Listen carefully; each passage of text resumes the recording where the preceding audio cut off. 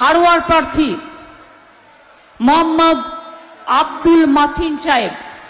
নমস্কার করো মানুষকে। না উনি, তুমি ওনার হাত মেলাও, ওনার হাতে হাত ধরো।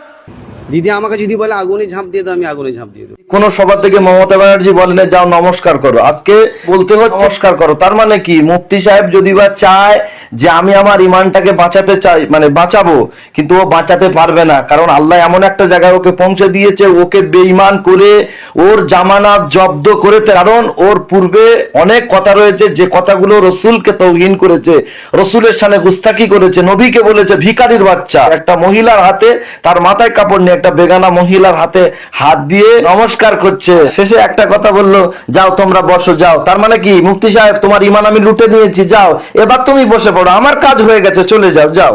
আর এই দিদি কাসেমের খুঁজতে, সেও আগে স্যালেন্ডার হয়ে গেছে। দিদি যদি আমাকে বলে আগুনে ঝাঁপ দিতে, আমি আগুনেও ঝাঁপ দিয়ে দেবো। তো আত্মহত্যা করতে চাইছে, যে দিদি যদি আমাকে আত্মহত্যা করতে বলে আমি আত্মহত্যা করব। আত্মহত্যা তার মানে হালাল, মানে হালাল করে নিয়েছে নিজের জন্য।